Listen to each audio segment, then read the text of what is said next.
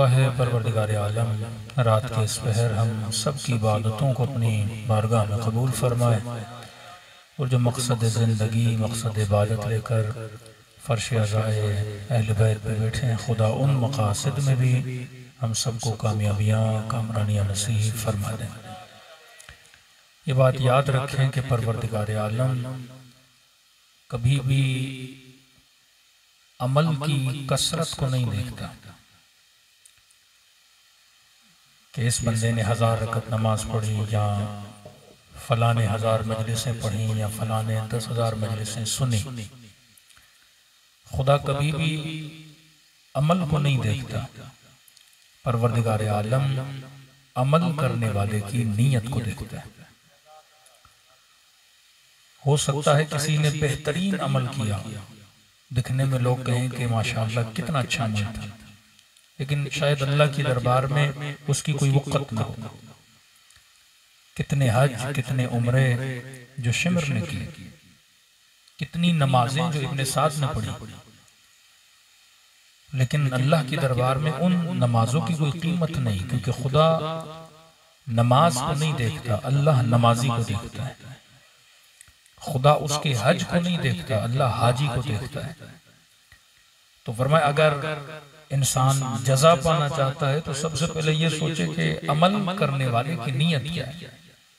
मिलता रसूल खुदा एक जगह से गुजर रहे थे तो रस्म थी, जब सफर शुरू होता था तो सफर के लिए कुछ पॉइंट्स रखे गए थे कि मसलन यहाँ से 15 लीटर पानी उठाया, अब फला पॉइंट पे रुकना है क्योंकि पानी खत्म हो जाएगा, वहां पे कोई कुआं होगा, कोई नहर होगी, फिर पानी फिल करेंगे, फिर आगे बढ़ेंगे। तो एक जगह पे रुके, जब सारे असाब थक गए, रुकने के बाद सब दौड़े पानी की तरफ।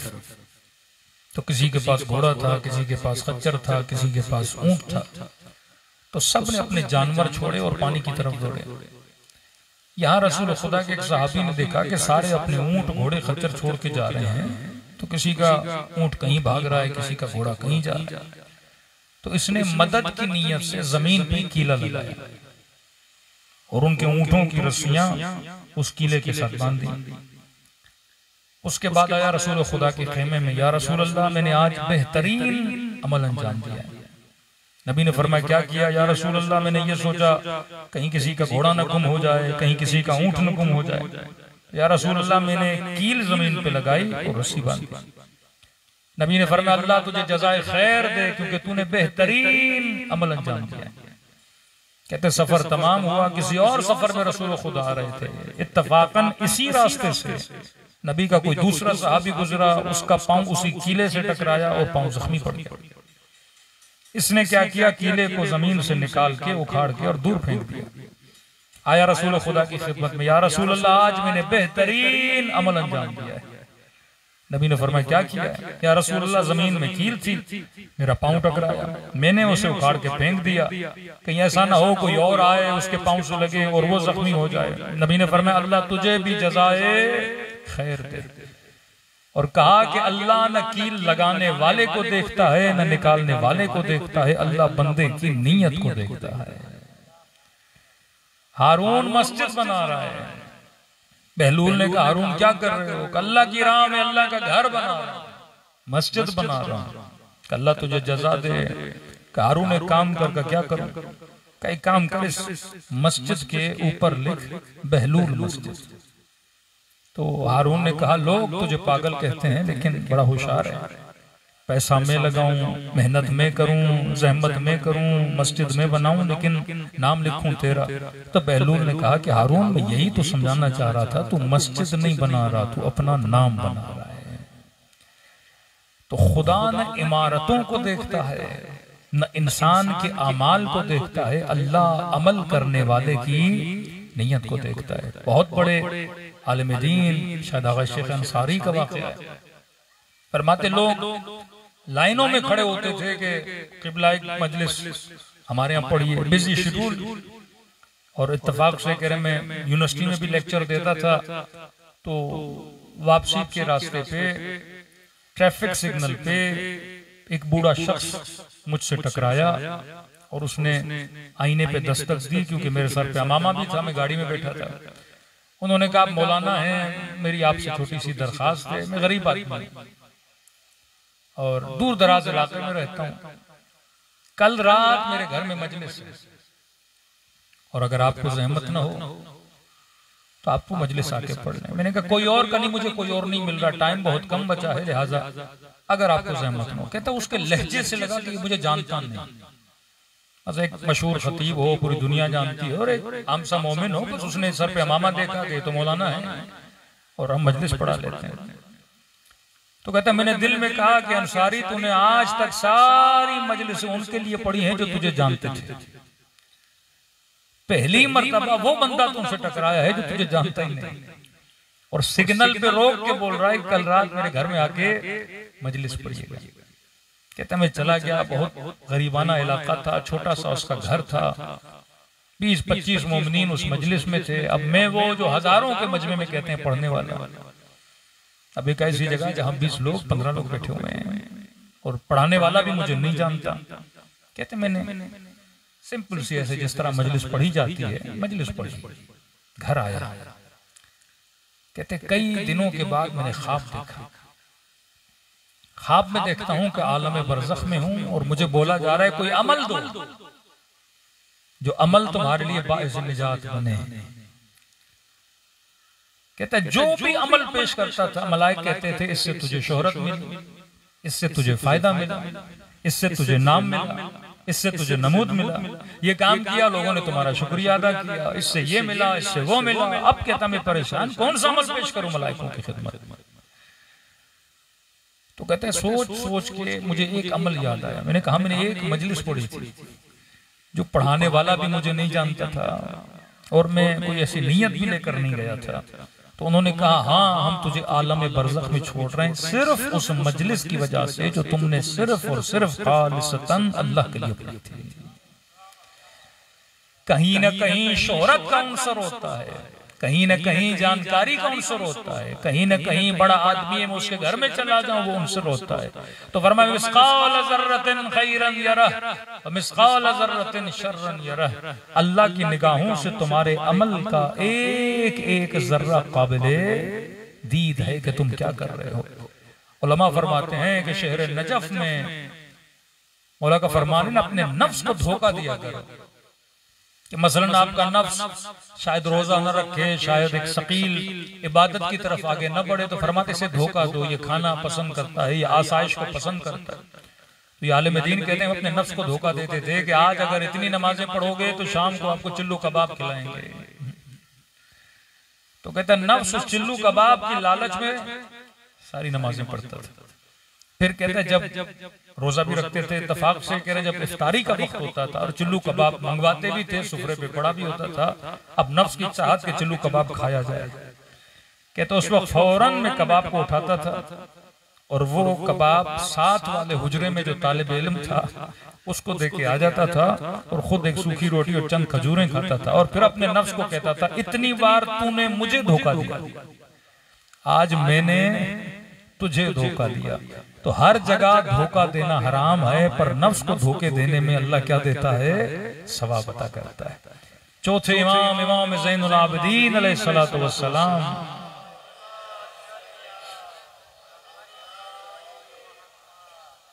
फरमाते हैं कि जितने गुलाम मौला के घर में थे तो ख्वाहिश होती थी इमाम के लिए कुछ बनाए। कहते उस दिन हमने इमाम के लिए बकरे का जिगर बनाया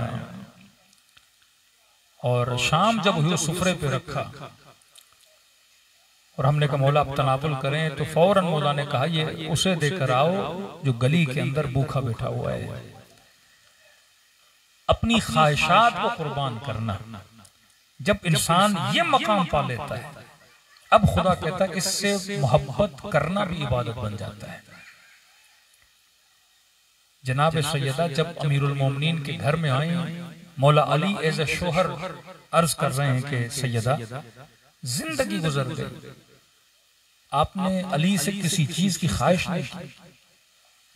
शोहर अगर बीवी नेक हो तो उसका दिल भी करता है कि बीवी कुछ मांगे। तो सैयदा ने कहा कि अली जब अपने घर से आ रही थी तो मेरे बाबा ने कहा कि बेटी माली एतबार से अली के हालात कमजोर हैं। कभी ऐसा सवाल शोहर से न करना कि वो देने दे न सके और वो शर्मिंदा हो जाए। कहा कि जिंदगी गुजर गई, मैंने आपसे कभी कुछ नहीं मांगा। कहते हैं इत्तेफाक से सैयदा बीमार भी थी। अमीरुल मोमिनीन ने फरमाया कि सैयदा अपने जिंदगी में कुछ भी नहीं मांगा, लेकिन आज मेरा दिल है कि आप अली से कुछ मांगे। तो उस बिस्तरे बीमारी से सैयदा ने अर्ज किया कि अली मेरा दिल है कि आज अनार खा। कंबर कहते हैं मौला फौरन घर से बाहर निकले और जो फ्रूट की बाजार थी, मार्केट थी, मौला वहां गए। एक एक दुकान से पूछा कि अनार है कि नहीं। कहते सब दुकानदारों ने कहा या अली अभी अभी अनार का सीजन खत्म हुआ है, मार्केट में अनार है ही नहीं।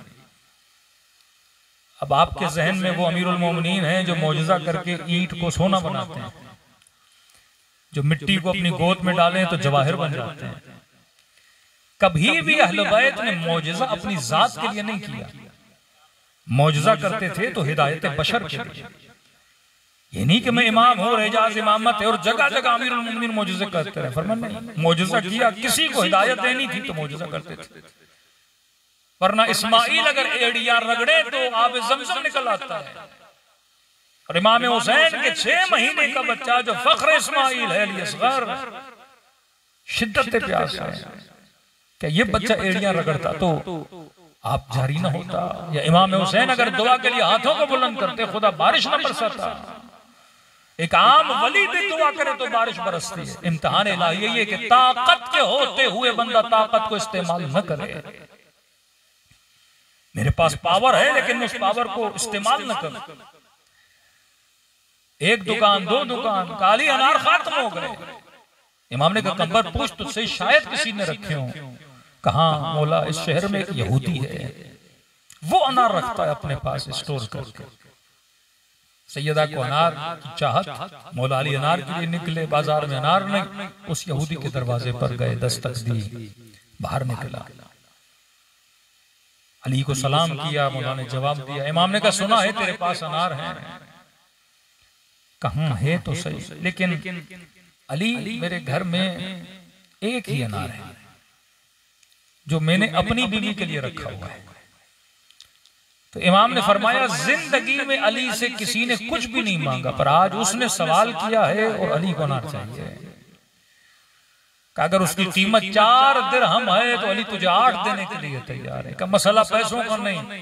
कहते हैं दरवाजे की पुछ से उसकी जोजा सुन रही थी, शोहर को घर बुलाया, का देख नहीं रहे कि अमीरुल मोमिनीन अली इब्न अबी तालिब तेरे दरवाजे पे खड़े हैं।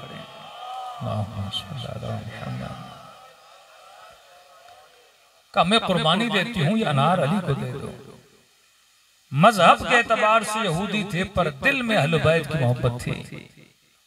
कहते अनार दिया। अमीरुल मोमिनीन ने 4 की जगह पे उसे 8 दिरहम दिए और इजाफी पैसे दिए। का ये मेरी तरफ से अपनी जोजा को देना। अब खुशी अली को के हाथ में अनार मिला, सैयदा को जाके अनार देंगे। कहते जब मौला वापस जा रहे थे तो किसी खराबे से किसी फकीर की आवाज आई। इम्तिहान अमीरुल मोमिनीन, ये जिंदगी जो हम गुजारते हैं खुदा ये इम्तिहान देखता है कि बंदा किससे ज्यादा मोहब्बत करता है। फकीर की आवाज सुनी और अमीरुल मोमिनीन फकीर की तरफ बढ़े। क्या देखा, एक नाबीना है, आंखें सालिम नहीं है। मौला ने कहा फकीर तुझे क्या चाहिए? भूख लगी है तो गुलाम को कहूं तुम्हारे लिए रोटी लाए, खजूर लाए, खाना लाए, किस चीज की तलब है? कहने लगा बंदे खुदा आज मेरा दिल है कि मैं अनार खाऊं। अब देखिए अंधा था, उसे नहीं पता कि अमीरुल मोमिनीन के हाथ में अनार है। मौला बोल देते फकीर अनार का मौसम नहीं, मैं तुम्हारे लिए और फल लाता हूँ, रोटी लाता हूँ। फकीर ने भी जिद नहीं करनी, लेकिन ये अमीरुल मोमिनीन है, अली इब्न अबी तालिब। इमाम ने कहा फकीर तुम्हारी किस्मत अच्छी है कि अली के हाथ में एक अनार है, जबकि अनार का मौसम भी नहीं। लेकिन देखो मसला यह है कि मेरे घर में भी एक मरीज है जिसने जिंदगी में पहली बार मुझसे कुछ मांगा है। अब एक काम करते हैं कि मैं आधा अनार तुझे देता हूं, आधा अनार अपने मरीज के लिए ले जाता हूं। फकीर ने कहा कोई बात नहीं, ये आधा अनार भी गनीमत है इलाही। कंबर कहते अली ने अनार को आधा किया, अपने हाथों से उसके दाने निकाले और फकीर को खिलाया। कहते जब फकीर ने आधा अनार खाया तो उसे गोया अच्छा लग गया। इसने कहा बंदे खुदा, मेरा दिल है कि दूसरा आधा भी मुझे दे। हदीस के जुमले हैं कि जब फकीर का हाथ तुम्हारी तरफ बढ़े तो ये न सोचो ये फकीर का हाथ है, ये रब का हाथ है। युतइमून अत्ताम अला हुब्बिही, जो अल्लाह की मोहब्बत में ताम करते हैं। ये कायनात मोहब्बतों की कायनात है। यहाँ इम्तिहान दिया जाता है कि मोहब्बत सबसे ज्यादा। एक घर में ज़ौजा है, सय्यदतुन निसाइल आलमीन है, जिन्होंने कहा कि मेरे लिए अनार लाइए। एक तरफ वो फकीर है जिसकी सदा को अल्लाह की सदा बोला गया। कंबर कहते मैं सोच में पड़ गया कि अब मौला अली क्या कहेंगे। इमाम ने कहा ठीक है, अगर तुझे और आधा चाहिए मैं वो भी तुझे खिलाने के लिए तैयार। कहते हैं सारा अनार खिला के अमीरुल मोमिनीन घर की तरफ रवाना हुए, लेकिन फिर भी चेहरे पर इत्मीनान है। यहाँ 5 मिनट सोचिए कि अगर आपकी बीवी ने आपको बोला होता अनार लाओ या कोई चीज हमारे लिए लाओ, और रास्ते में कोई फकीर कहता कि भाई हमें भी तलब है, आपने कोई कबाब वबाब लिया, और आप वो चीज उसे दे देते और घर में बीवी बैठी है जिसमें उसको जरूरत भी है, और घर पहुंचते और जोजा कहती है कि जनाब लाए कि नहीं लाए, और आपने कहा नहीं लाया तो था लेकिन फकीर को दे दिया। बीवी क्या बोलती कि आपको मुझसे मोहब्बत नहीं, फकीर से ज्यादा मोहब्बत है। लेकिन ये अमीरुल मोमिनीन है, जो ईमान की मंजिल अली की है वही ईमान की मंजिल जनाब सैयदा की। जिसकी ज़ौजा ऐसी हो उसको पता है कि मैंने अल्लाह की राह में किस तरह खर्च करना है। कहते मौला अली जैसे घर पहुंचे, मकाम तअज्जुब ये था कि मौला जब घर से गए, सैयदा इतनी बीमार थी कि बिस्तर पे लेटी हुई थी। या मौला कहते हैं मैं जैसे घर के अंदर दाखिल हुआ, देखा सैयदा घर के सहन में है, घर की सफाई कर रही हैं, खाना बना रही हैं। ताज्जुब से पूछा कि नबी की बेटी आप तो बीमार थी, आप ठीक हो गई? सैयदा ने फरमाया हाँ या अली, मुझे अल्लाह ने शफा दी है, बदन में सेहत आ गई है। फरमाया सेहत अचानक कैसे आ गई? तो कहने लगी सैयदा, फरमाया कि अली जो अनार आपने मेरे लिए भेजे थे, उन अनारों के खाने के नतीजे में अल्लाह ने मुझे क्या अता की है? शफा अता की है। ताज्जुब से कहने लगे कौन से अनार? तो सैयदा ने पूरे अनारों की पेटी दिखाई जो अनारों से भरी हुई थी। सलवात पढ़े सैयदा की शान पे।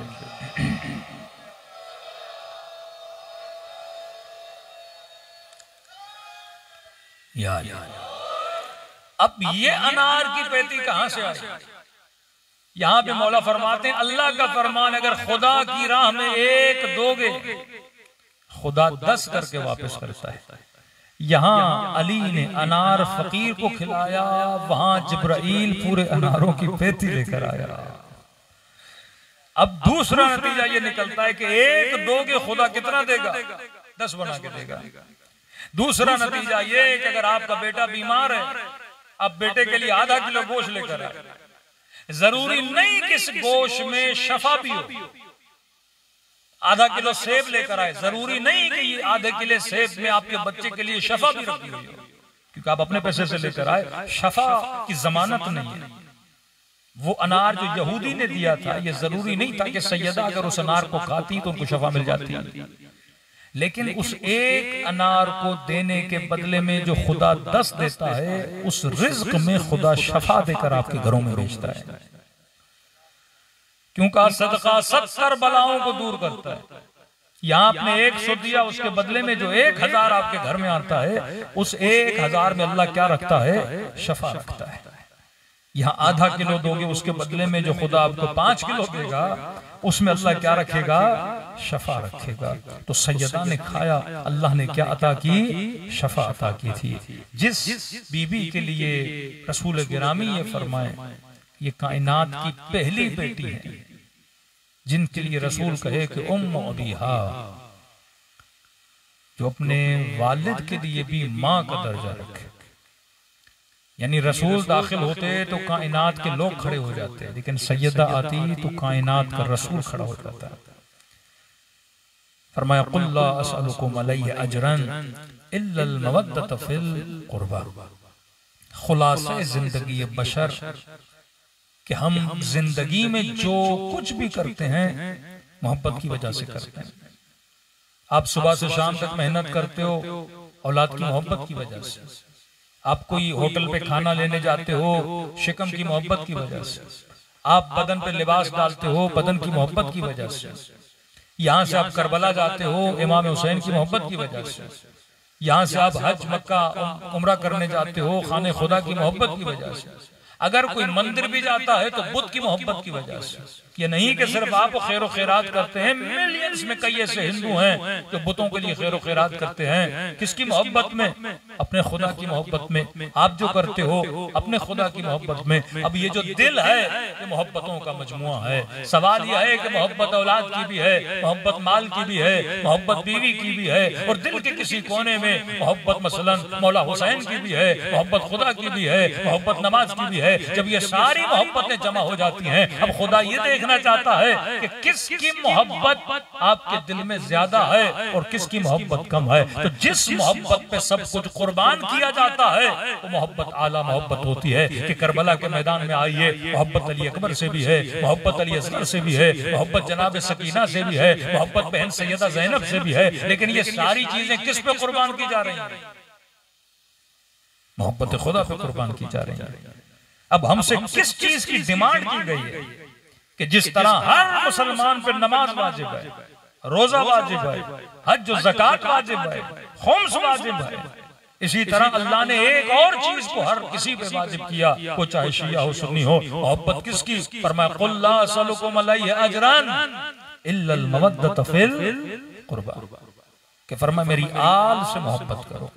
बेटे की मोहब्बत वाजिब नहीं, भाई की मोहब्बत शरअन वाजिब नहीं, लेकिन फरमाया आले रसूल की मोहब्बत क्या है? वाजिब है।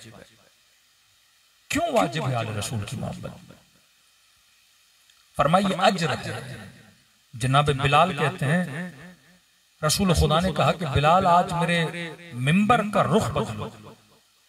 या रसूल अल्लाह कहां करूं? फरमाया मिंबर वहां रखो जहां से मेरी बेटी का घर मुझे साफ नजर आए।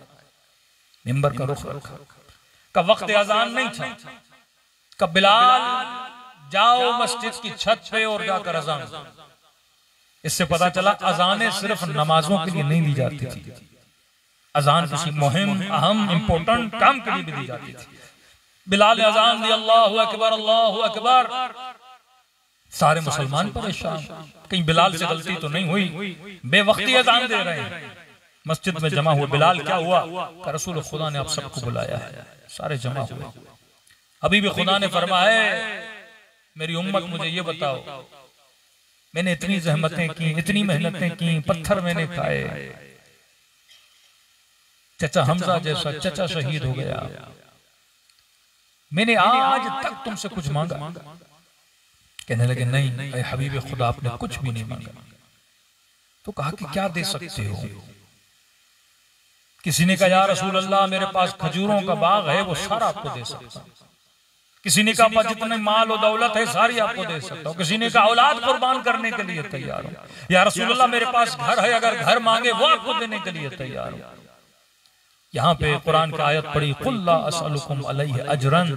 फरमाया न तुम्हारा माल चाहिए, न तुम्हारी दौलत चाहिए, न तुम्हारा पैसा चाहिए, बस इन सारी मेहनतों और जहमतों के नतीजे में एक चीज मांगता हूं, और वो ये है कि मेरी आल से क्या किया करो? मवद्दत किया करो। अब अगर कोई शिया जवान से ये पूछे कि जनाब आपने गली में मजलिस रखी है, आप कहां जा रहे हो? तो शायद कभी कोई कहे कि मजलिस अज़ा में, कभी कोई कहे कि महफिल में, कभी कोई कहे कि मजलिस जश्न में। तो फिर शायद आपको कहें कि आप शिया इतनी मजलिसें क्यों करते हो? आज मजलिस, कल मजलिस, परसों मजलिस, तरसों मजलिस, मुहर्रम में मजलिस, सफर में मजलिस, रमजान में मजलिस, अय्याम फातिमिया में मजलिस। तो हमेशा कहता हूं आज के बाद अगर कोई सवाल करे तो आप कुरान वाला जवाब दिया करो। ये न कहा करो कि मजलिस में जा रहा हूं। आज के बाद कोई भी पूछे ना कहां जा रहे हो, तो जवाब दिया करो मैं अज्र रिसालत को अदा करने जा रहा हूं। वो अज्र जो रसूल ने उस जमाने में मांगा था, किस चीज के बदले में? आज आपकी माओ बहनों के सरों पे चादर है, एहसान किसका? मुस्तफा का। आज मैं बुत परस नहीं, अपना माथा वहदहू ला शरीक के दरबार में झुकाता हूँ। एहसान किसका? रसूल का। कल लोग बेटियों को जिंदा दरगोर करते थे, आज घर में बेटी की इज्जत और अदब है। एहसान किसका है? रसूल का एहसान है। आज आपको निजासत और तहारत की तमीज का पता है, एहसान किसका है? रसूल का एहसान है। वो अरब जो मक्के की गलियों के गढ़ों में खड़ा हुआ नजिस पानी पिया करते थे, उसे तमीज किसने सिखाई कि निजासत और पाकीज़गी क्या होती है? ये एहसान किसका था? रसूल का था। तारीख अरब पढ़ेंगे, महीनों महीनों गुजर जाते थे, अरब नहाया नहीं करते थे, सफाई का कॉन्सेप्ट नहीं था। वो अरब जो महीनों में न नहाए, रसूल ने उन्हीं अरबों को दिन में 5 मरतबा वुजू करने के लिए मस्जिद खुदा में बुलाना शुरू कर दिया। कभी कहा गुस्ल जुमा करो, वाजिब गुस्ल, मुस्तहब गुस्ल, हाजत के लिए गुस्ल, इस्तिग़फ़ार के लिए गुस्ल, कहत आ गया मैदान में जाओ तो गुस्ल करके जाओ, यानी सफाई का मेयार बना दिया। वो अरब जिनके यहाँ सफाई का कॉन्सेप्ट नहीं था, वो अरब जिनके यहाँ पानी की किल्लत पाई जाती थी, नबी ने उनको सफाई का तसव्वुर दिया, तहजीब का तसव्वुर दिया, तहारत का तसव्वुर दिया, बेटी की इज्जत और एहतराम का तसव्वुर दिया। वो अरब जो अपनी सौतेली माओं से निकाह किया करते थे, उनको तमीज दी कि हलाल रिश्ता क्या होता है, हराम रिश्ता क्या होता है। अब ये रसूल अपनी ज़हमतों के बदले में एक चीज मांगता है, और वो ये है कि मेरी आल से क्या करो? मोहब्बत करो। अब अगर कोई सजदा करे पर दिल में सैयदा की मोहब्बत न हो तो सजदों का कोई फायदा नहीं है।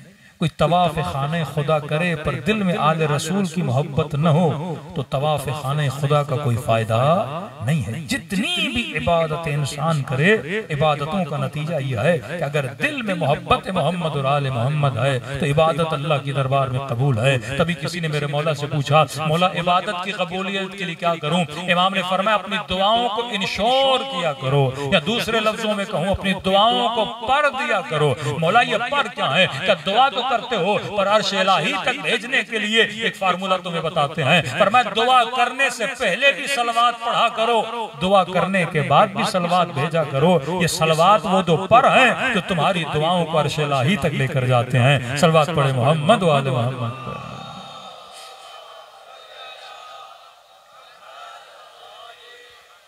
अब फसाहत कुरान यह है कि ये नहीं कहा कि मेरी आल से मोहब्बत करो। उर्दू में हम तर्जुमा ये करते हैं क्योंकि उर्दू के अल्फाज का जखीरा बहुत कम है, अरबी बड़ी वसी ज़बान है। और मैं मन मौताला हुब्बे आले मोहम्मद मात शहीदा, जो इनकी मोहब्बत में दुनिया से चला जाए शहीद हो गया। मतलब अरबी में लफ्ज हुब है, हुब्बुहु जन्नह, जिसकी मोहब्बत जन्नत है का नहीं। कुल ला असअलुकुम अलैहि अजरन इल्लल मुहब्बत फिल कुर्बा, नहीं इल्लल मवद्दत फिल कुर्बा। अरबी में लफ्ज इश्क भी है कि उशाकुल हुसैन, हुसैन के आशिक, लेकिन यहाँ पे ये नहीं कहा कि इश्क, यहाँ पे कहा कि मवद्दत करो। मोहब्बत भी नहीं, इश्क भी नहीं, मवद्दत। क्यों? क्योंकि मोहब्बत अली और आले अली से करने के लिए कहने की जरूरत नहीं है, मोहब्बत खुद ही हो जाती है। कितने हिंदू हैं जो अमीरुल मोमिनीन से मोहब्बत करते हैं? क्या गांधी इमाम हुसैन से मोहब्बत नहीं करता? आज पाकिस्तान का कौन सा चैनल है जहां मजलूम खुद को हुसैनी न कहे और अपने ऊपर जुल्म करने वाले को यजीदी न कहे? मौलाना फजल रहमान भी ये कहे कि हम हुसैन के मानने वाले हैं, हम हुसैनी हैं। आप ये नहीं कह सकते कि अहले सुन्नत अहले बैत से मोहब्बत नहीं करते। मैं तो कहता हूं हिंदू भी मोहब्बत करते हैं। जार जुर्दाक मसीह किताब लिखी the life of Muhammad, Muhammad की जिंदगी, बड़ी से बड़ी किताब लिखी अमीरुल मोमिनीन की फजीलत। सवाल यह है कि अल्लाह ने खौफ के साथ गम का लफ्ज क्यों लाया? क्योंकि गम जन्म लेता है। किताब लिखी तो शियों के पहले इमाम की फजीलत में क्यों लिखी? ईसा की फजीलत में लिखते, मूसा की फजीलत में लिखते, इस्माइल की फजीलत में लिखते, इब्राहिम की फजीलत में लिखते। क्या नहीं, मेरी जिंदगी का मकसद किताब लिखना नहीं था, मेरी जिंदगी का मकसद ये था कि ऐसी किताब लिखूं जिसमें जिंदगी में कोई अमल नहीं किया। मौलाना ने कहा कि जहन्नुम बड़ी सख्त है, क्या पैदा हुआ? जब मैं फजाइल की तलाश में निकला तो सारे फजाइल मुझे अली की क्या पैदा किया? गम पैदा किया। एक फजीलत की झलक 20,000 हैं और जिक्र करते हुए बोलता है 40,000 का कि मैदान जंग में जितने भी लड़ाकू जंगजू जाते पूरे थे महीने का खर्चा कैसे चलेगा? आगे भी ज़रा, उससे क्या पैदा हुआ? गम पैदा। लेकिन कहता है एक पहले जंगजू ऐसा था जब मैदान जंग में जाता था इसने कभी भी अपनी कमर पे पुष्प से इनके वजूद में कोई खौफ नहीं होता। वो चाहे 30,000 का लश्कर हुसैन के मुकाबले में खड़ा हो, चेहरे पे जर्रा बराबर खौफ नजर नहीं आता। इस बहादुर से पूछा गया कि जितने भी मैदान जंग में जाते हैं आगे भी ज़रा पहनते हैं, पीठ पे भी ज़रा पहनते हैं, लेकिन आप जब भी जाते हैं आगे तो है, तलवारों को देख के कभी ज़रा नहीं लगाया। तो कैसे में जवाब दिया, आगे ज़रा इसलिए पहनता हूँ क्योंकि आगे अटैक करना होता है, आगे हमला करना होता है ताकि आने वाला तीर मेरे सीने पे रुक जाए। लेकिन खुदा की कसम अबू तालिब के बेटे ने कभी पीठ पे ज़रा नहीं पहनी क्योंकि अली मैदान जंग में लड़ने के इरादे से जाता है, भागने के इरादे से नहीं जाता। कहते ना रोल मॉडल हर जमाने में बाज लोगों ने विलायत को और विलायत के रास्ते को तारीख के औरात में रोक दिया। कहते हैं विलायत एक चश्मे की तरह है जो रवां ही रवां रहता है। ये जार जुर्दाक है लेकिन इश्क़ अली में अली के ज़माना की ग़ैबत कुबरा में जाने के बाद बंद हो गई। आप नहीं कह सकते कि रास्ते पे तो चलते हुए बहुत नहीं करता। ऐसे ऐसे लोग नजर आएंगे जो इतने शहीदों के लाशें उठाने के बाद भी चेहरे पे न खौफ है न गम है। और मैंने कहा आज वो चेहरा देखना है तो सैयद अली का चेहरा। जितनी मोहब्बत मुसलमानों के दिलों के जनाज़े उठाने के बाद चेहरा क्या है? मुतमईन है। ला खौफुन अलैहिम वला हुम यहज़नून। ये वो वजूद है जो मकाम यकीन पे पहुंच चुका। लेकिन हमें बोला जाए एक सर्द खाने में शहीद एक रात एक मुर्दे के साथ उन्होंने जुलूस निकाला और फोटो किसका उठाया हुआ? शहीद हसन मिनट के नारे मारने वाले बड़ी बड़ी आवाज से फितरत बहादुर या हुसैन कहने वाले डरपोक से मोहब्बत। यहाँ तो एक मोमिन को कुरान की जरूरत है भाई। आप बहादुर बन जाइए, आपका हमसाया आपकी गली में हर बंदा आपसे क्या करेगा है कि मुर्दा नुकसान नहीं देता, लेकिन कहीं न कहीं शक है, आप उसकी सिफत को पसंद कि शायद ये खड़ा हो नहीं करते। मर्द बहादुर हो भाई, अगर मुर्दा उठ भी गया तो खुशी की बात है। डरपोक हो उसके घर में भी इज्जत नहीं होती। ये जो फितरत है जिसने अल्लाह ने जो नेचर आपकी बनाई है, अल्लाह की राह से दूर नेचर हमेशा दुश्मन क्या बोलता है? चीजों की आशिक होती है कि अगर मेरा साथ नेचर कमाल से मोहब्बत करती है। माल ले लूंगा, अभी आपको कहा कि बाकमाल बनो, ये आपकी नेचर लूंगा। इंसान चाहे ना चाहे दूसरा क्या करता है? अपनी तरफ रग़बत दिलाने के लिए पैसे की लालच देता है। हिदायत तकवीनी क्या है? आपने अनार का दाना लिया, जमीन में डाला, अल्लाह ने इस दाने को कमाल तक पहुंचने की हिदायत दी हुई है कि इसने कंप्लीट अनार कैसे बनना है। तरबूज का दाना डाला, इसने कंप्लीट तरबूज कैसे बनना है। नुत्फा शिकम में गया, अल्लाह ने नुत्फे को हिदायत दी है, इसने कंप्लीट इंसान कैसे बनना है। अभी आपके बदन को हिदायत मिली हुई है कि इस बदन के बाल भी सफेद होंगे, इसकी खाल भी मुरझा जाएगी, इसके घुटनों में भी तकलीफ आएगी, यहाँ तक के इस दुनिया से चला जाएगा और कब्र के हवाले कर दिया जाएगा, क्योंकि अल्लाह ने इसके अंदर ये हिदायत तकवीनी रखी हुई है। शहद की मक्खी दुनिया के किसी स्कूल में नहीं पढ़ी, लेकिन उसे हिदायत दी हुई है किस फूल पे बैठना है, कौन सा रस निकालना है, छत्ता कैसे बनाना है, शहद कैसे बनाना है। चूटियों को हिदायत दी हुई है, उन्होंने घर कैसे बनाने हैं। कौवों को हिदायत दी हुई है, चिड़िया को हिदायत दी, उसने घर कैसे बनाना है। भाई ये इतने बड़े इंजीनियर किस यूनिवर्सिटी में पढ़े? क्या अजीब है कि आप एक यूनिवर्सिटी के 10 इंजीनियर बुलाइए और कहिए कि आप घर की ये कमरा बनाइए, आप घर की ये दीवार बनाइए, आप ये छत बनाइए। तीनों से अगर सेम चीजें भी बनाएंगे तो थोड़ा थोड़ा फर्क आ जाएगा, बल्कि एक ही यूनिवर्सिटी से पढ़े हुए। अल्लाह का चैलेंज है, दुनिया के किसी मुल्क में भी चले जाओ, मिलियंस की तादाद में शहद की मक्खियां हैं। जब ये छत्ता बनाती हैं तो छत्ते का जो साइज है वो एक ही होता है। होना ये चाहिए ना कि पाकिस्तानी शहद की मक्खी बनाए तो थोड़ा छत्ता टेढ़ा फेढ़ा बनाए, जो हमारी हालत है। हाँ, कोई ऑस्ट्रेलिया में, वेस्टर्न ममालिक में वो थोड़ा एग्जैक्ट बनाए, लेकिन नहीं, शहद की मक्खी यहाँ भी बनाएगी बिल्कुल वैसा, वहां भी बनाएगी बिल्कुल वैसा। मतलब करोड़ों मक्खियां हैं, लेकिन जब छत्ता बनाती हैं तो एक जैसा बनाती हैं। ये सबूत दे रही हैं कि हमें सिखाने वाला भी एक है। दूसरी, जब बनाती हैं तो बनाने में गलती नहीं करती। ये दलील है कि जिसे वो सिखा दे उसके अमल में गलती नहीं पाई जाती। जो वहां से इल्म लेकर आता है वो साहिबे इस्मत हो जाता है। ये है हिदायत तकवीनी जो हर किसी को दी हुई। एक है हिदायत तशरीही जिसकी दुआ आप सूरह हम में करते हैं, इहदिनस सिरातल मुस्तकीम। है खुदा हम सबको हिदायत दे। ये मांगने से मिलती है, तकवीनी बिन मांगे भी मिल जाती है। आप डॉक्टर के पास गए, डॉक्टर ने कहा सर में दर्द है, आप पेनाडोल की टेबलेट खा लीजिए, आप डिस्प्रिन खा लीजिए। अब ये नहीं कि मैं कहूं परवरदिगार इस डिस्प्रिन में शफा रखना, आप कहें ना कहें सर का दर्द खत्म हो जाएगा। आधी दुनिया भी अल्लाह की मुनकर बन जाए, पानी फिर भी प्यास बुझ जाता है। आधी दुनिया कहे कि आम को खल करने वाला खुदा नहीं, आम फिर भी मीठा होता है। ये हिदायत तकवीनी है। चाहो न चाहो बिल जबर ये हिदायत खुदा ने दी हुई है, आपको मिलेगी। लेकिन एक हिदायत है जो फ्री में नहीं मिलती, उस हिदायत के लिए मांगना पड़ता है। इय्याका नअबुद व इय्याका नस्तईन, ऐ खुदा मैं तेरी ही इबादत करता हूं, तुझ ही से मदद मांगता हूं। फिर सवाल उठता है किस चीज में तुझसे मदद मांगता हूं? इहदिना, हिदायत दे। किस चीज में हिदायत दे? खाने में, पीने में, चलने में, सोचने में, देखने में, किस चीज में हिदायत दे? ये तो सारी चीजें कहूं ना कहूं मुझे हिदायत मिल रही है। शिकम में बच्चा होगा, 9 महीने का होगा, कंप्लीट होके बाहर आ जाएगा। इसमें अल्लाह से कहने की जरूरत नहीं, हिदायत तो मिली हुई है। किस चीज में हिदायत मांगता हूं? यहाँ पे अक्सर मुसलमान कहते हैं ना, या अली मदद कहना बिदअत, या रसूलुल्लाह मदद कहना बिदअत। भाई किस चीज में तुझ ही से मदद मांगता हूं? यहाँ मांगना है, ये पहली मदद है जिसके लिए खुदा कहता है मांगोगे तो दूंगा। मैं आज पैदल चलूं, अल्लाह से मदद मांगू ना मांगू, चलूंगा।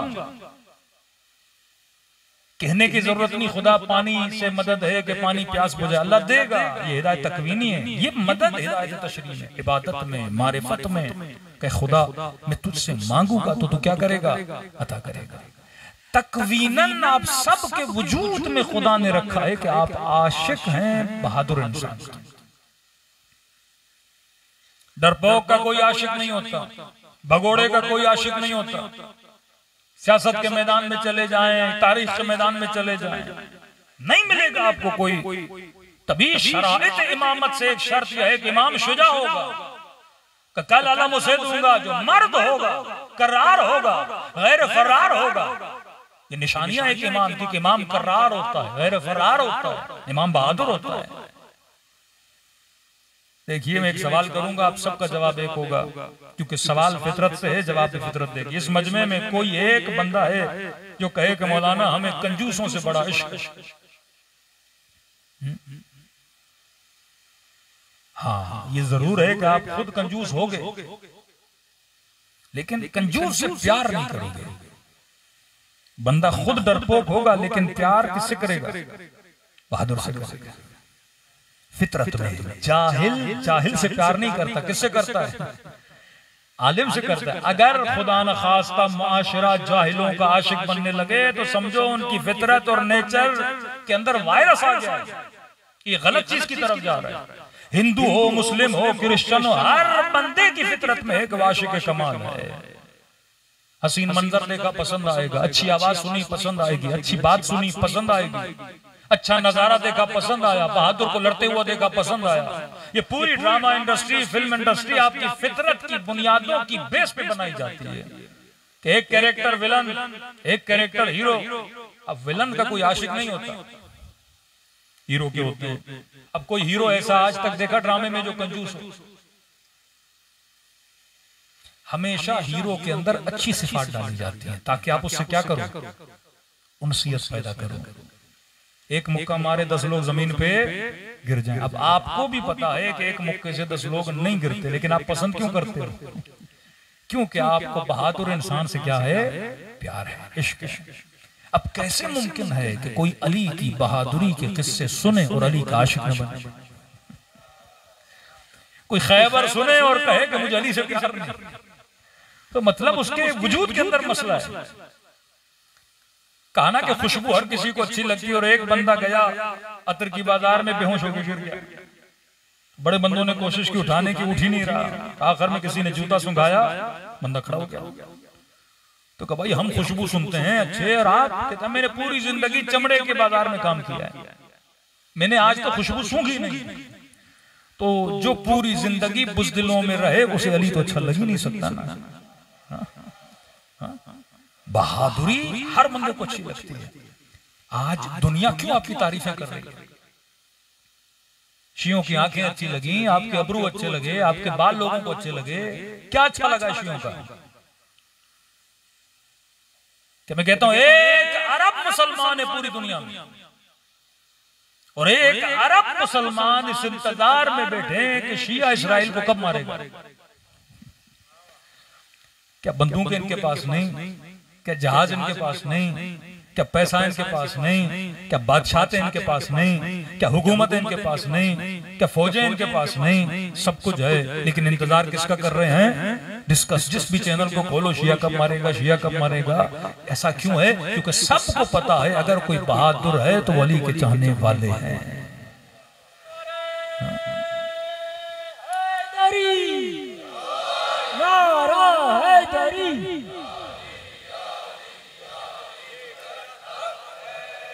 भाई ज्यादा दूर जाएं तो खैबर के अंदर आइए। रसूल ने कहा कौन है जो इसके मुंह को बंद करे? मन लिहाजल कल्ब। कौन है जो इस कुत्ते का मुंह बंद करे? रसूल का जुमला।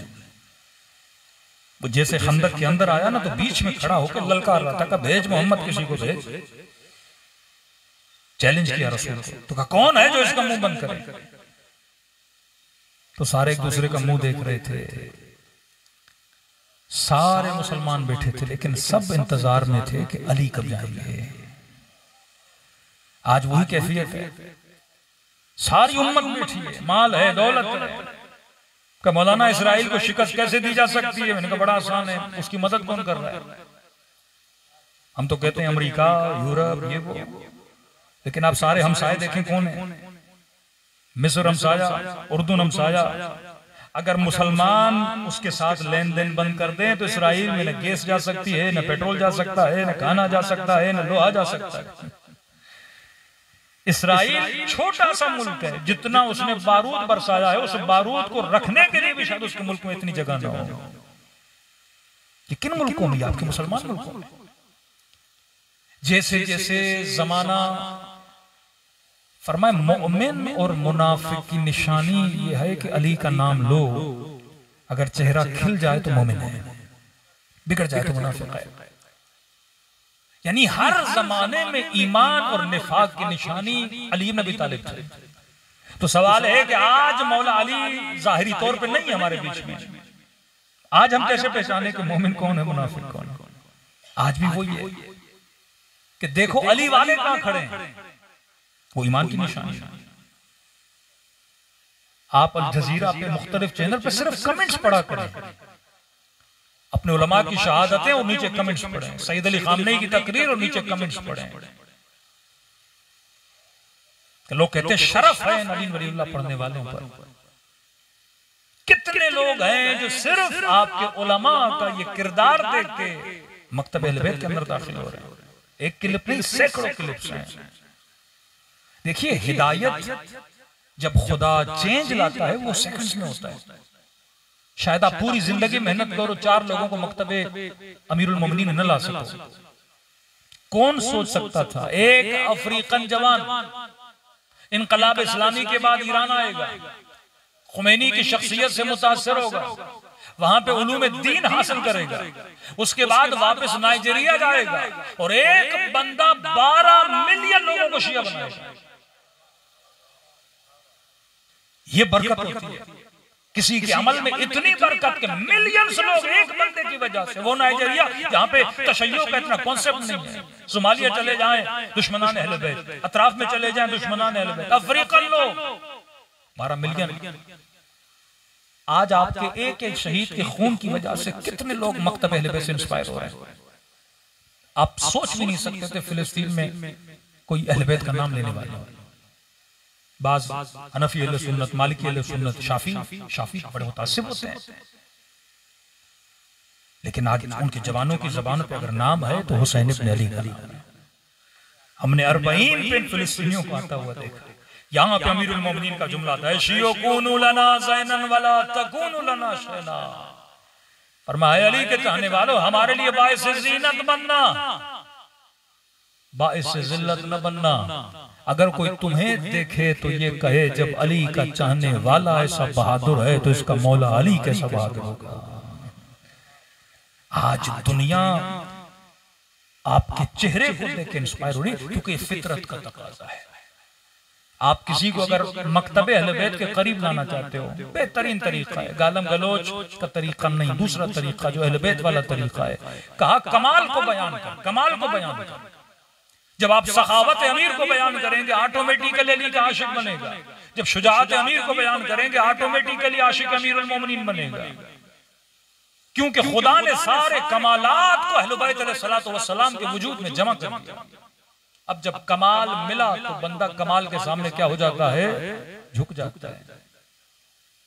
तभी हमसे ये नहीं कहा कि आले रसूल से मोहब्बत करो, हमसे क्या कहा, मवद्दत करो।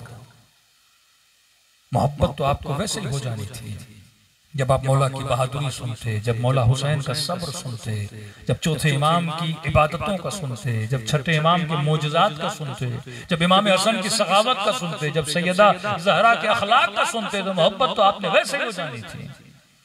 हमसे कभी मोहब्बत नहीं मांगी, हमसे क्या मांगी, मवद्दत मांगी।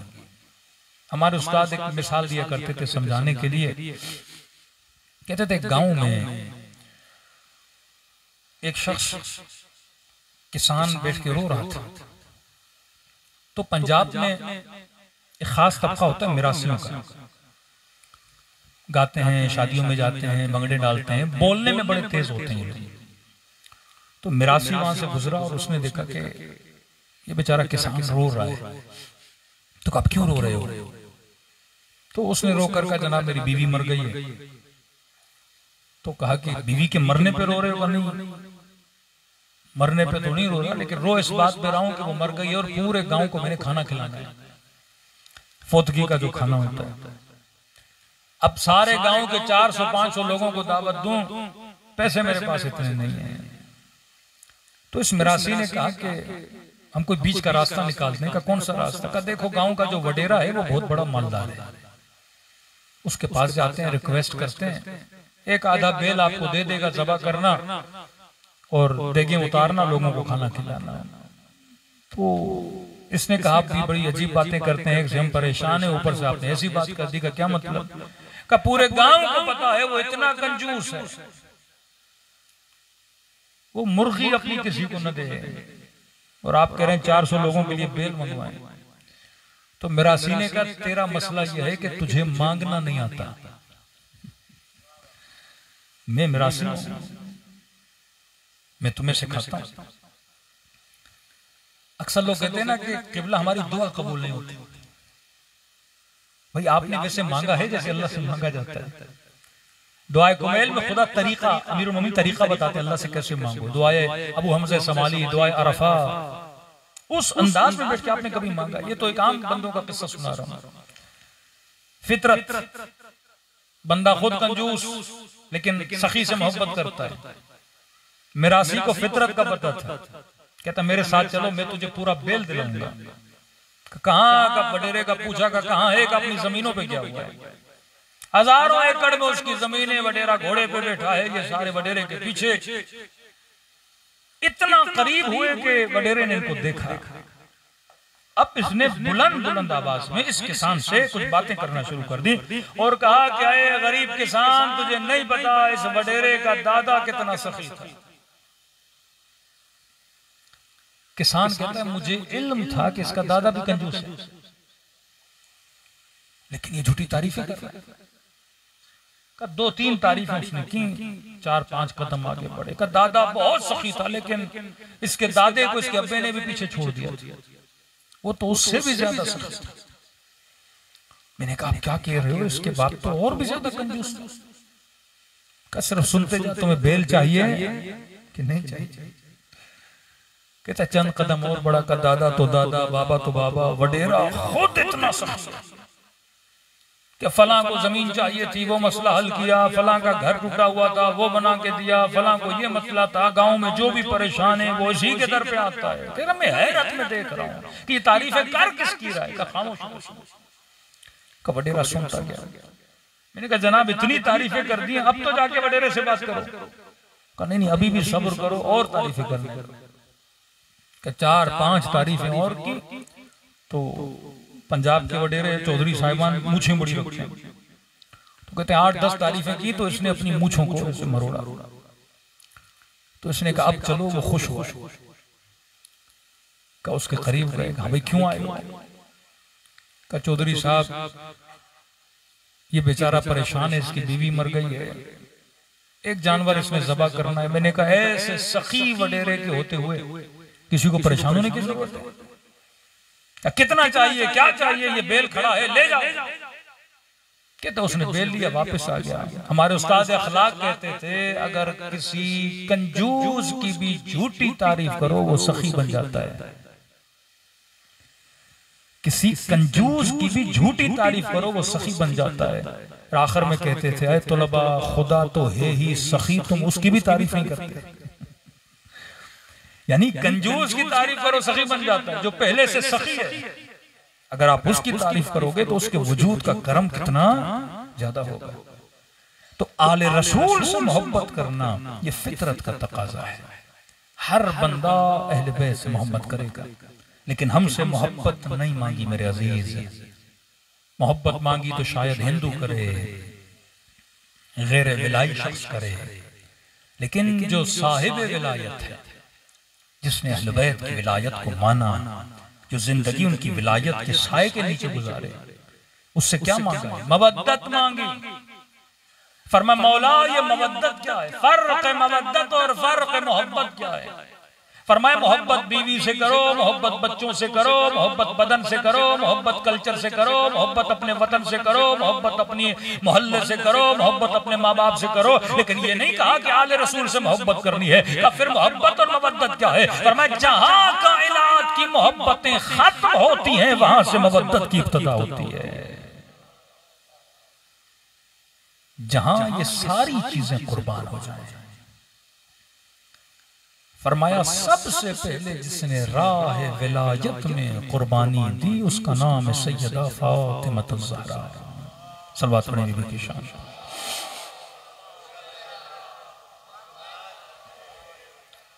राह विलायत क्या है? राह विलायत अहले बैत के बताए हुए उसूलों का रास्ता।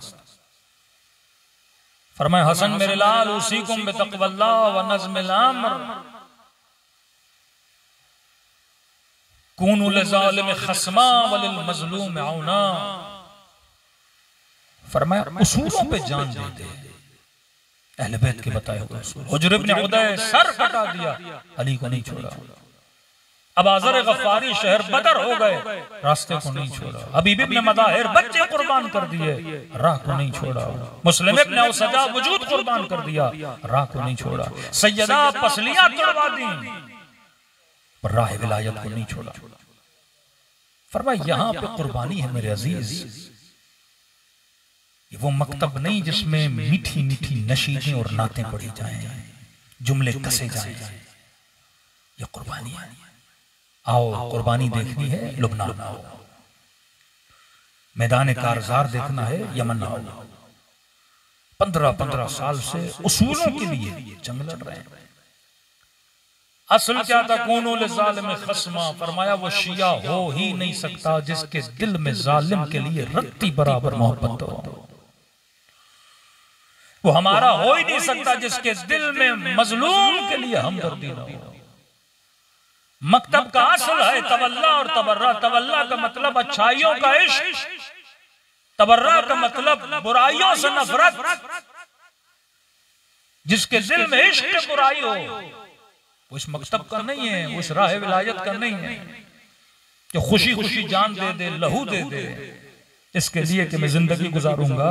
तो असल के मुताबिक, उसूल के मुताबिक। लोगों के जहनों में तसव्वुर है कि मौला हुसैन मक्के से करबला गए जंग के लिए। नहीं मेरे अजीज, जंग करने के लिए जाते तो मौला बहुत बड़ा लश्कर पहले यमन से जमा करते, फिर कूफे की तरफ हरकत करते। नहीं, खत लिखे गए थे, हुसैन आओ। इमाम पर है कि जब इमाम को बुलाया जाए तो इमाम लब्बैक कहे। कूफा 70 to 80% जब मौला की हिमायत में निकल रहा तो इमाम ने कहा बगैर जंग हुकूमत बन जाएगी। जब पहुंचे और हुर का लश्कर आया तो इमाम ने सबसे पहले ये कहा कि हुसैन इब्न अली कूफे वालों ने आपकी बेअत को तोड़ दिया है, या जब खबर पहुंची जनाब मुस्लिम शहीद हो गए, या बसरे में मौला के वाली को शहीद कर दिया गया, तो इमाम ने फरमाया और मैं हुसैन जंग नहीं चाहता। हम आए इसीलिए थे क्योंकि हमें बुलाया गया था। अगर कूफे वाले कहते हैं हुसैन हमें नहीं चाहिए तो ठीक है, मैं वापस चला जाता हूं। फिर वो जुमले यमन की तरफ जाऊं, मदीने की तरफ जाऊं या सिंध की तरफ आऊं, तो मैं चला जाता हूं, जंग नहीं चाहता मैं। जब मौला हुसैन जंग भी नहीं चाह रहे तो फिर यजीद इमाम हुसैन को शहीद क्यों कर रहा है? नहीं, आप यहीं रुकेंगे जब तक ऑर्डर नहीं आता। तवक्कुफ किया गया, मौला को रोका गया। का शर्त यह है कि जब तक बेअत नहीं करेंगे तब तक जाने नहीं देंगे। यहाँ बेअत के लिए आसमानों से अंबिया यहाँ उसूल की नज़ूल फरमाते हैं। मौला फरमाते हैं जो खुलूस से दिल से हमारे जद को सलाम करे, खुदा सलाम के बदले उसे सवाब ज़ियारत अता करता है। हम घरों में पूछा मौला कोई निशानी बताइए, हुकूमत करनी करो। सलाम किया और कबूल हुआ। बेअत नहीं करें। फरमाया जब सलाम करो अगर न चाहो आंखों से आंसू आ जाएं। ये जो मिस्री का नारा है कि मुझ जैसा, मैं कौन? हुसैन ने तुझे तेरे सलाम का जवाब, मैं कौन? शरीयत पे चलने वाला, मैं कौन? दीन की हकीकत को बयान करने वाला, मैं कौन? हक़ानियत को अया करने वाला। मुझ जैसा, तुझ जैसे की मतलब तू मुझ जैसा नहीं। खुदा हर मरहूम के सफर बरज़ख को आसान फरमाए। मुश्किल तरीन सफर बरज़ख करने वाला। तू कौन? अमीरुल मोमिनीन से दुश्मनी करने वाला है कि बाबा वापस दुनिया में आए कौन सा काम करोगे? सर कटा दिया, कुरान पढ़ोगे का बेटा सारे अमाल अगर ये रहेंगे तो फिक्र रहे। लेकिन अगर खुदा एक अगर उम्मत के ज़हन में ये सवाल है कि मौला हुसैन को तलवार लेकर गए थे, लिहाजा यजीद ने इमाम को शहीद कर दिया, भाई इमाम ज़ैनुल आबिदीन ने कौन सी तलवार उठाई? 40 पांचवें इमाम ने कौन सी तलवार उठाई? हर ज़ियारत के बदले 3 मरतबा बरज़ख में मुझसे मिलने के फिर क्यों जहर दिया? और तुम्हें नहीं पता ये घर के अंदर भी रहे, फिक्र तो नहीं जा रहे। वो मासूम कहे कि जब सलाम करोगे तो हम सवाब ज़ियारत देंगे। ये फिक्र होगी तो इस ज़ियारत के बदले में फिक्र को बरज़ख इमाम यकीनन मुलाकात के लिए अमीरुल मोमिनीन के बाद ऐसे सलाम करेंगे के पास हुकूमत नहीं आई। बहन ने अपने भाई के तशय्युअ की मिक़दार में बड़ी कि बहरे शिया, क़ुम शिया, शहर रे शिया, अहवाज़ शिया, बसरा शिया, कूफा शिया, वब्न उम्मी। ये तशय्युअ कैसे बढ़ी? तअज्जुब से बीबी ने कहा कि क्या तू ही मेरा हुसैन है? अगर ये तू ही मेरी अम्मा का बेटा हुसैन है? जहर देके मार दिया जाए। किसी ने कहा मौला बहन के भाई को नहीं पहचानती थी कि पूछने लगी क्या तू ही मेरा हुसैन है? अगर आप शिया हो पर फिक्र तू ही मेरा माजाया है?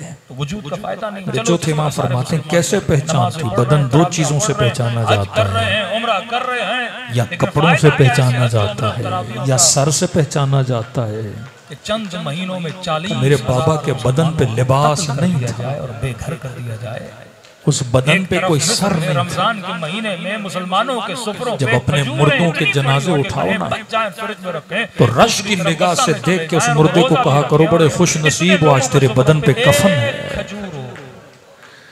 लेकिन का हमारे बाबा के बदन पे कफन नहीं था, और अमेरिकन और यूएन के जहाज बदन पे सर नहीं था। 5 किलो 10 किलो आटे की थैली गिरा, तभी 40 साल रोते रहे।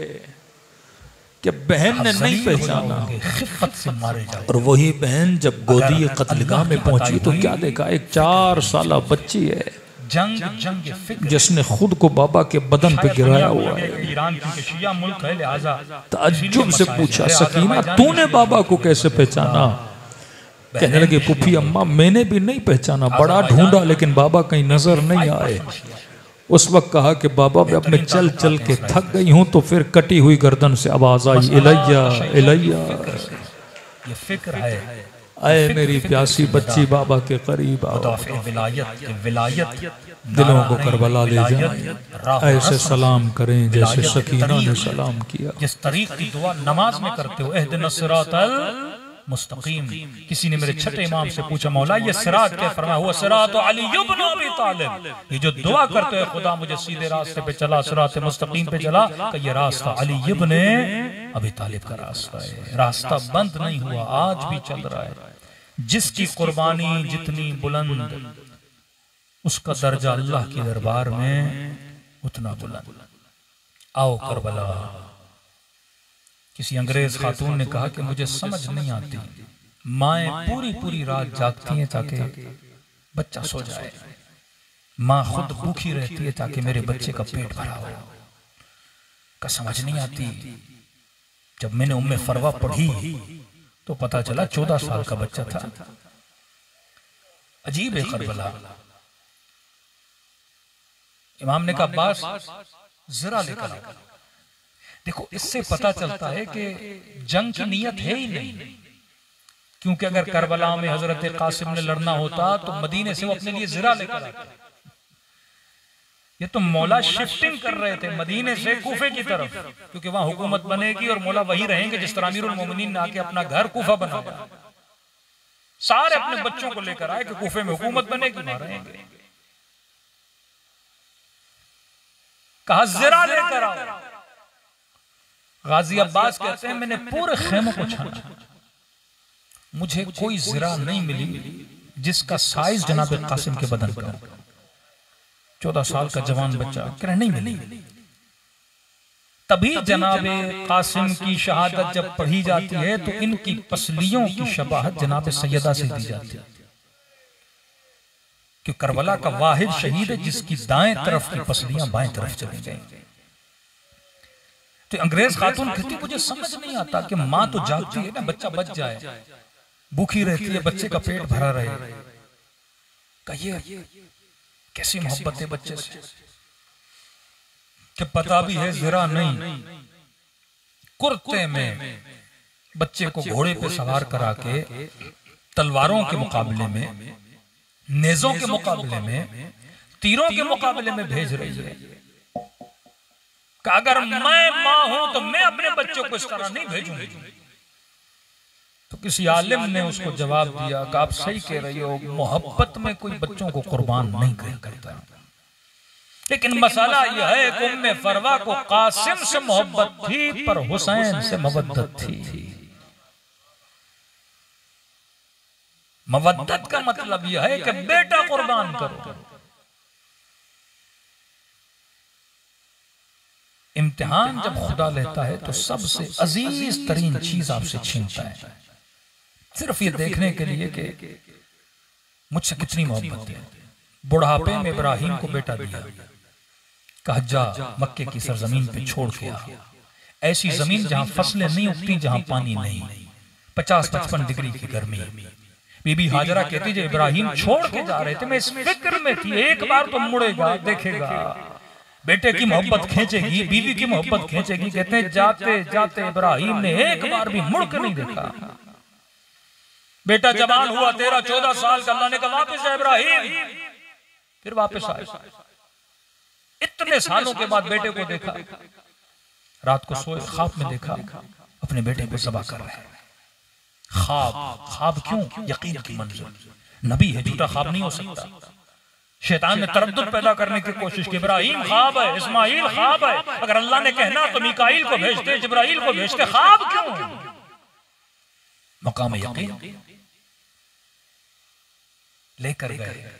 बाप और बेटे का ईमान हमारे पास लोग पढ़ते हैं छुरी नहीं चलाई थी दुम्बा आ गया था। नहीं मेरे अजीज, छुरी चलाई थी, छुरी न चलाते तो कमाल इब्राहिम नहीं है। चलाई थी तभी हाजरा ने कहा कि मेरे बेटे के गले पे छुरी के निशान कैसे, और तड़प गई थी कि मेरे बेटे को ज़बह करने गए थे। कहते हैं 3 मरतबा इब्राहिम ने प्रैक्टिकली गले पे छुरी चलाई, पर छुरी गले को काट नहीं रही थी। आखिर में इतना जलाल आया इब्राहिम को कि छुरी को पत्थर पे मारा गया। छुरी अल्लाह की नाफरमानी क्यों कर रही हो? कहते बेज़बान छुरी से आवाज आई, इब्राहिम करूं तो क्या करूं? खलील कहता है काटो, जलील कहता है न काटो। मवद्दत फिल कुर्बा, कितनी मोहब्बत है। मोहब्बत का मतलब अपना वक्त दो। जो 17 मिनट न दे सके अल्लाह के लिए, जो साल में चंद पैसे खुम्स के नाम पे न दे सके, जो अपने बच्चों के लिए 1 घंटा न निकाल सके कि इस बेटी को मैं जनाब सैयदा वाली तरबियत दूं, इस बेटे को जनाब अली अकबर वाली गैरत दूं। दीन वक्त मांगता है आपसे, है क्या और हमारे पास यही वक्त है। और मौला फरमाते हैं कि जब बूढ़े हो जाओगे फिर कहोगे या लैत शबाब मता यऊद, है जिंदगी पलटो, लेकिन उस वक्त पलटती नहीं है। फरमाया जिंदगी वो कि जब भी मोमिन से बोला जाए तैयार हो अल्लाह की तरफ सफर करने के लिए, बोले हाँ मैं तैयार हूं। करबला कुर्बानी का नाम, मदीना कुर्बानी का नाम। वो बीबी जो जिंदगी में कभी घर से नहीं निकली, नाबीना आए, रसूल ने फरमाया बेटी नाबीना देख नहीं रहा। फरमाया बाबा वो नहीं देख रहा, मैं तो देख रही हूं। मैं नहीं चाहती मेरे वजूद की खुशबू भी किसी नामहरम के वजूद तक जाए। और वो बीबी, इम्तिहान यह है कि सैयदा आप दरबार तक जाओगी, ये इम्तिहान है। एक आम औरत के लिए निकलना कोई बड़ी बात नहीं है मेरे अजीज। इम्तिहान अली ये नहीं अली तलवार लड़ाए, जिसको लोगों ने तलवार लड़ाते हुए खंदक में देखा, खैबर में देखा, ओहद में देखा, बद्र में देखा। अली के लिए कोई बड़ी बात है तलवार लड़ना, शहादत पाना। जंगे ओहद में बदन जख्मी, खून बह रहा, रसूल खुदा के पास आते मौला अमीरुल मोमिनीन की आंखों से आंसू आ रही हैं। अली रो क्यों रहे हो? फरमाया रसूल अल्लाह चाचा हम शहीद हो गए, इतने साहब शहीद हो गए, अभी तक अली को शहादत नहीं मिली। फरमाया अली ये छोटा जिहाद है, तुम्हारे आगे बड़े बड़े जिहाद पड़े हैं। एक बहादुर का जिहाद ये है कि वो लड़ने की ताकत रखे पर हुक्म खुदा की वजह से तलवार को नयाम से न निकाले। एक बद्दुआ दे तो पूरा शहर तबाह हो जाए, पर बद्दुआ न दे। सैयदा का इम्तिहान जो कभी घर से न निकले, कहते हैं जब बीबी निकली तो आगे भी कनीजें, पीछे भी कनीजें। किसी ने कहा ये कनीजों का झुरमट क्यों? का सैयदा नहीं चाहती उनके कदमों के निशानों पर भी नामहरम की निगाह पड़े। तो ये कहे कि अली मेरी वसीयत है मुझे रात में दफन करना। फिजा ये कहे कि मेरे चेहरे को परेशान देखा। बीवी परेशान क्यों है? अरब में रस्म है जब कोई औरत मर जाती है जनाजा चारपाई पे रखा जाता है। फिजा जब चारपाई पे होगा तो इंसान की जिस्मात के साइज का पता लगता है। फरमाया बीबी हबश में औरतों के जनाजों को ताबूत में डाला जाता था। अली वसीयत करती हूँ मेरे लिए ताबूत बनाओ। गस्लनी बिल्लैल कफनी बिल्लैल, ताबूत में भी रखा, फिर भी वसीयत की मुझे रात की अंधेरी रातों में दफन करना। ऐसी बीबी को दरबार में बुलाया जाना और दरबार में जाए। सैयदा ज़ैनब का इम्तिहान क्या है? वही इम्तिहान जो उनकी मां का है। ये भी वो बीबी हैं जो कभी घर से नहीं निकली। जनाजा उठने लगा तो इमाम हसन फरमाते हैं कि मुझे किसी के रोने की आवाज आ रही थी। तो मौला अली ने कहा कि हसन ये कौन है जो रो रहा है? मुड़ के देखा का फरमाया बाबा ये ज़ैनब है जो रो रही है। फरमाया हसन मेरी बेटी को कहो मैं अली बर्दाश्त नहीं करूंगा, घर से बाहर निकले। उसी बीबी को कूफे की बाजार में ले जाया जाए, शाम के दरबार में बुलाया जाए। कहते हैं इब्ने ज़ियाद के सामने कटे हुए सर पड़े थे। देखो खुदा किसी भूखे को खाना न दिखाए, किसी प्यासे को पानी न दिखाए। इतने दिनों का सफर सैदानियों ने कुछ खाया नहीं पिया नहीं। कहते सारे कटे हुए सब सामने, ये लुक में चबा रहा था, हाथ में एक छड़ी हर सर पे रखता था। ये किसका सर है, ये किसका सर है। कहते साथ में ये लईन शिमर खड़ा था, बताता था ये कासिम का सर है, ये अब्बास का सर है, ये औन मोहम्मद के सर है, ये हुसैन इब्न अली का सर है, ये जुहैर का सर है, ये हबीब का सर है, बताता गया। कहते इसके वजूद में कोई तब्दीली नहीं आई। बड़े आराम से खाना खा भी रहा था, लुक में चबा भी रहा था, पूछता जा रहा था। कहते खाते खाते इसकी निगाह एक सर पे पड़ी, खाना छोड़ दिया इसने। का शिमर ये किसका? का ये हुसैन का जवान बेटा था, अली अकबर। कहते बड़े गौर से देखने लगा। का बहुत सुना था, हसीन था, आज देखा है। इब्न ज़ियाद कहते वल्लाह अगर पता होता बेटा ऐसा है, मैं कभी तुझे न कहता कि हुसैन को शहीद करो। कहता जिंदा रखो। का अमीर क्या मतलब जिंदा क्यों रखूं? का जिसका बेटा ऐसा हो वो उसके कटी हुई गर्दन को देख के खुद ही बिलब बिलब के मर जाता। अब इम्तिहान सैयदा ज़ैनब क्या है? जिस बच्चे को बचपन से पाला, पूरे रास्ते में देखे कि उसका सर नोके नेज़ा पर है। वो सकीना जिसको आदत है अपने बाबा के सीने पे सोया करती थी, पूरे सफर में उस बच्ची को दिखाया जाए और बाप के चेहरे पे छड़ी मारी जाए। इम्तिहान इमाम ज़ैनुल आबिदीन। आप सुनते ना 11 मुहर्रम को सैयदा ज़ैनब ने खुद को ऊंट की ऊंचाई से जमीन पर गिरा दिया। पूछा बीबी आपने ऐसा क्यों किया? का मैं देख रही थी सज्जाद की निगाह बाबा के पामाल लाशे पे थी, चेहरा दूध की तरह सफेद हो गया, खौफ था कहीं बदन से रूह न निकल जाए। निगाहों को बदन से हटाने के लिए मैंने खुद को ऊंट से नीचे गिरा दिया। अजीज ये राह इम्तिहान की राह है, सस्ता रास्ता नहीं, मुश्किल रास्ता है। और इस राह पे चलने के लिए आपको फर्शज़ा पे बुलाया जाता है कि सुनो करबला नाम नहीं, करबला नजरिया है। करबला सिर्फ शुआर नहीं, करबला तर्ज जिंदगी है। फरमाया नसीबों वाले लोग फर्शज़ा पे आते हैं। ये आंसू जो आपकी आंखों से बहते हैं, ये रिज़्क़ परवरदिगार आलम है, ये खुदा हर किसी को नहीं देता। नबी ने फरमाया कसावत की निशानी जुमूदुल ऐन है। जब आंखें खुश्क हो जाएं तो समझना दिल कसी है। जब आंखों से आंसू टपक पड़े तो समझना अल्लाह ने तुम्हारे दिल को नरमी अता की है।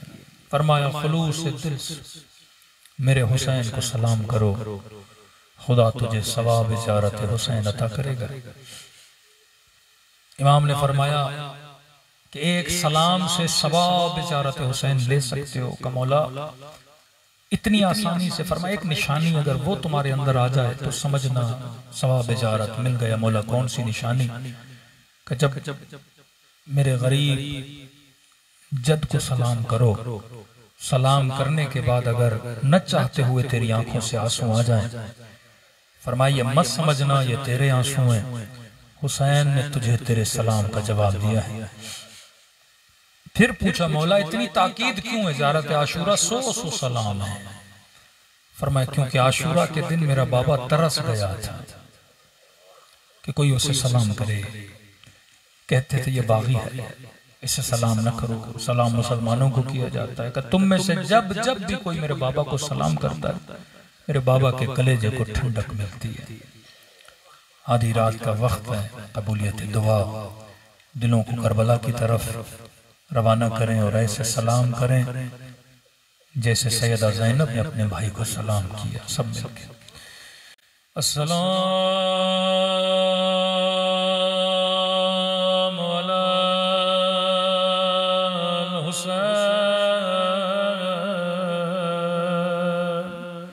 व अला अली इब्न हुसैन अला औलाद हुसैन व अला अस्हाब हुसैन। सब मिलके सलाम अला हुसैन व अला अली इब्न हुसैन की सदा बुलंद व अला औलाद हुसैन व अला अस्हाब। बुलंद आवाज से अस्सलाम अला हुसैन व अला अली इब्न व अला औलाद व अला अस्हाब। मेरा सलाम हो ज़ैनब की लुटी हुई चादर पे,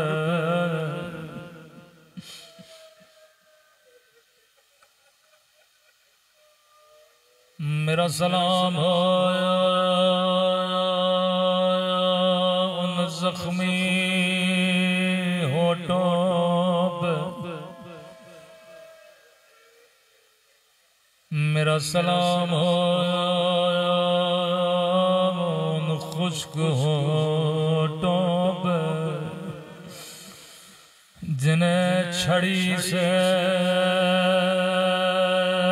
मारा गया। अल्लाह ये मंजर किसी बच्ची को न दिखाए। मैं हमेशा दुआ करता हूँ खुदा बचपन में किसी को यतीम न बनाए। अल्लाह बचपन में किसी को उनके माँ बाप का जनाजा न दिखाए। मेरा सलाम हो बचपन में झुकी हुई कमर पे, जब कभी दिल करे रोने का तो कभी ज़ियारत नाहिया पड़ा करो। ये किसी नूहे खां का नोहा नहीं, ये इमाम ज़माना का नोहा है। फरमाते मेरा सलाम हो उन नन्हे से रुखसारों पे, अल्लाह जाने ये किस बीबी के रुखसार। जवाब मेरे मौला ने खुद दिया। मेरा सलाम उन नन्हे से रुखसारों पे ओ जिनका रंग बदलता रहा। कभी शिमर के तमाचों ने रंग नीला किया, कभी जालिम के तमाचों ने रंग सिया किया। शायद कोई बरादर अहले सुन्नत मौजूद हो, शायद कहे ये शिया इतना क्यों रोते हैं। जब भी कोई एतराज करे उसे सही बुखारी की ये हदीस सुनाया करो। रसूल खुदा फरमाते हैं मुसलमानों कभी हैवान को भी मुंह पे न मारा करो, हैवानों के चेहरों का भी एहतराम किया करो। मेरे चौथे इमाम फरमाते जिंदान शाम बच्ची की गोद में बाबा का कटा हुआ सर आया, सर को सीने से लगाया, कहने लगी ओ मेरे गरीब वतन बाबा, ओ मेरे 3 दिन के प्यासे बाबा, बाबा जरा आंखें खोलो, जरा मेरे जख्मी रुखसार देखो। ऐसा जुमला कहा मौला हुसैन भी तड़प गए, रोके कहने लगी बाबा मेरा रुखसार छोटा था लेकिन शिमर का हाथ बड़ा था।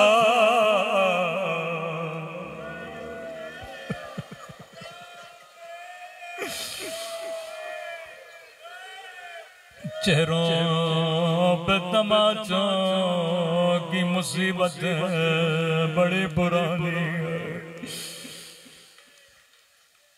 2 बीबियां ऐसी हैं जिन्हें अंधेरी रातों में दफनाया गया।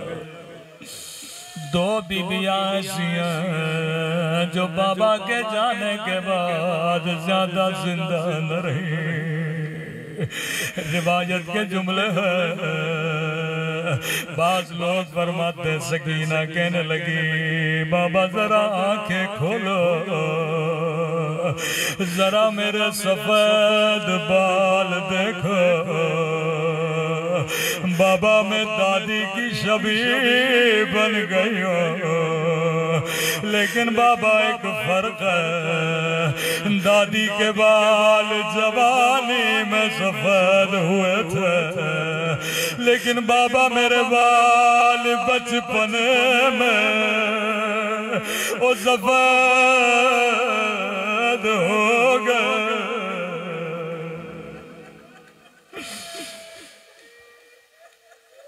कुछ पसलियां मदीने में तोड़ी गई।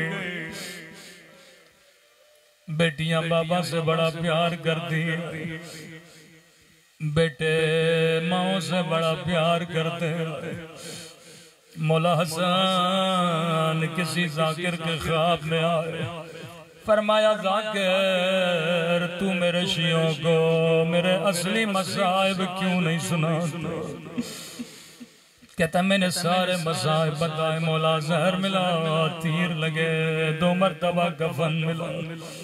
फरमाया ये सारे मेरे मसाइब हैं पर मेरी असली मुसीबत नहीं है।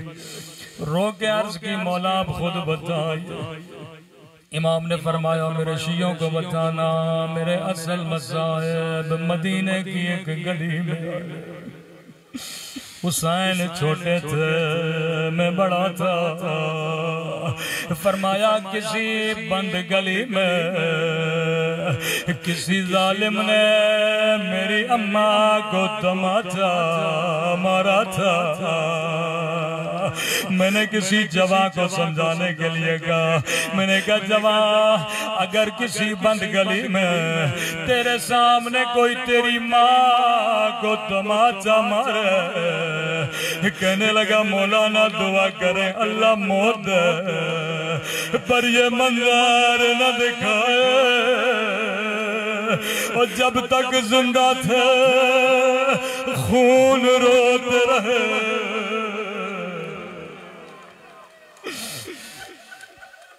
जब भी मस्जिद जाते बार बार रास्ते बदलते रहते। साहबी ने कहा मौला इस गली से चलिए, रास्ता बड़ा करीब है। फरमाया जिंदगी गुजर गई मैं इस गली से नहीं गया। मौला इस गली से क्यों नहीं जाते? रोके कहने लगे इस गली में उस लई का घर है जिसने मेरी अम्मा पे आग का दरवाजा गिराया था। जब जब उसके चेहरे को देखता हूँ मुझे माँ की टूटी हुई पसलियां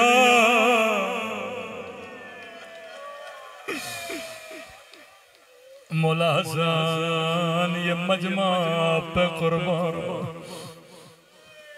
जिंदगी गुजर गई जिसने माँ पे जुल्म किया उसके चेहरे को नहीं देखा।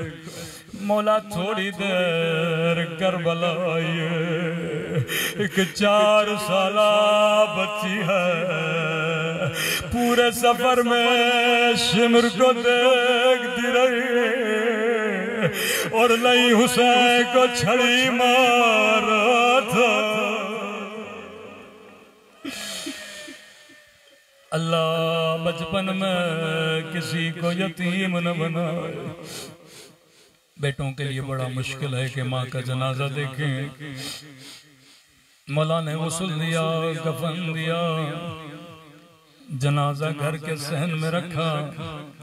फरमाया फिदा बच्चों को कहो माँ से खुदा गाफिज करें। मौला हसन आगे बढ़े, माँ के कदमों पे सर रखा। सैयदा ज़ैनब आगे बढ़ी, माँ के सीने से लिपट गई। बीबी उम्मे कुलसूम आगे बढ़ी, माँ के माथे का बोझा लेने लगी। फिजा कहती है एक छोटा बच्चा था जो सर घुटनों में देके ज़ारो कतार रो रहा था। सुनोगे ये बच्चा कौन है? ये नन्हे इमाम हुसैन है। फिजा ने कहा हुसैन क्या माँ से खुदा का हाफिज नहीं करोगे? रोके कहने लगे अम्मा फिदा जब तक मुझे अम्मा नहीं बुलाती मैं नहीं जाऊंगा। रिवायत के जुमले हैं एक मर्तबा बंदे कफन खुले, 2 हाथ बाहर आए, आजा मेरे करबला वाले हुसैन, आजा मेरे 3 दिन के प्यास हुसैन।